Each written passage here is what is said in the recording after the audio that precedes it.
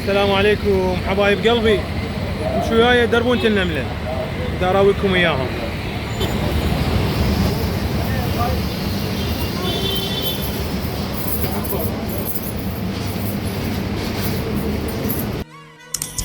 وهاي قدامكم دخلنا لدربونة النملة. على ايدك اليمنى مثل ما تشوفون هذا السياج اللي هو البنك المركزي العراقي، جزء من عنده اللي استقطع من هاي الدربونة فترة 58 الاستقطاعات اللي صارت من جامع مرجان ومن باقي المناطق على مود يوسعون شارع الرشيد.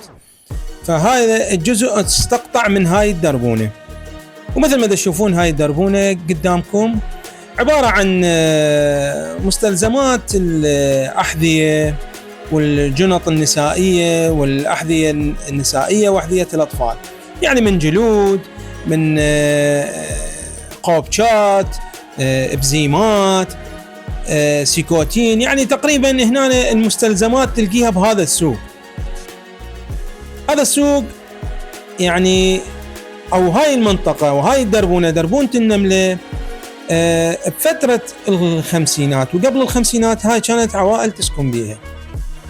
بفترة الستينات تحديدا 67 اللي هو افتتاح البنك المركزي العراقي، هاي المنطقة تقريبا ماتت والعوائل بدأت تشيل من عندها، تحولت إلى معامل أحذية، وخصوصا بفترة الثمانينات. هذا الجامع قدامكم جامع الخاصكي، هذا بهذا الفرع، هذا من هنا على شارع النهر. فمثل ما قلت لكم ورا 67 بدأت هاي العوائل هنا تشيل وتتحول هاي المنطقة إلى معامل أحذية وجنط وأحذية نسائية وغير هذا الشيء يعني.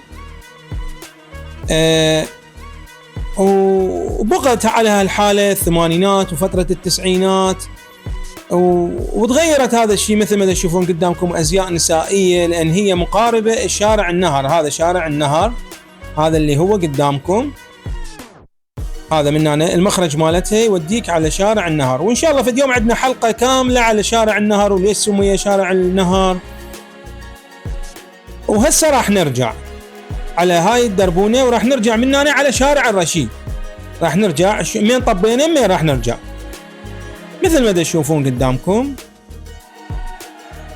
يعني دربونة صغيرة كانت هاي تسكنها العوائل، وبس هي بصراحة هاي معالمها الدربونة كلها تغيرت، حتى الطرق مالتها صار بيها زحف، يعني هي كانت أضيق من هذا الشيء. بس كونه مثل ما قلت لكم يعني ياهو اللي يفلش لازم أمانة بغداد تأخذ من عنده 70 سنتيم من المبنى مالته، فتوسعت هاي. وبالإضافة عندك الجهة الثانية اللي هي أنا هسه بطريقي على الجهة اليسرى، البنك المركزي استقطع من عندها جزء فتعرض هذا الشارع. وهاي مثل ما تشوفون هاي بقايا دربونة النملة اللي أصبح عبارة عن حاليا مكانات لبيع المستلزمات الأحذية وأزياء النسائية ومطاعم وغير هذا الشيء. بس هي نرجع ونقول هي دربونة كانت دربونة حلوة وأصيلة وبيها ذكريات لهواية ناس وهواية أصدقاء يحكوني عن آبائهم اللي كانوا هنا وأجدادهم. للأسف تقريبا بدأت تمحي هاي الدربونة. وهسه احنا هاي طلعنا على شارع الرشيد من هنا، باعوا هذا على جهة اليسرى. هسه هذا كليته محاذاة الاستقطاع اللي صار بال 58 لإنشاء البنك المركزي العراقي، اللي من ضمنه صار التوسيع مع شارع الرشيد، واخذوا جزء من قلت لكم من جامع مرجان مثل ما تشوفون قدامكم هذا الطريق. وهسه احنا طلعنا هاي طلعة مالتنا على شارع الرشيد، وهاي قدامنا مباشرة السوق العربي، مباشرة هذا قدامك السوق العربي. ومن هنا على ايدك اليمنى هذا البنك المركزي العراقي، ومن هناك قبل يطلعك على الرصافي،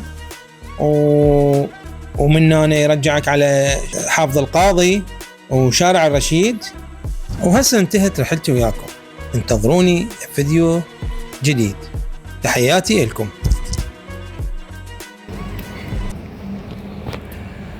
حبايب قلبي، هاي نهاية جولتي وياكم دربون النملة. ما وصيكم اللايك والاشتراك والمتابعة. اشوفكم فيديو ثاني. تحياتي.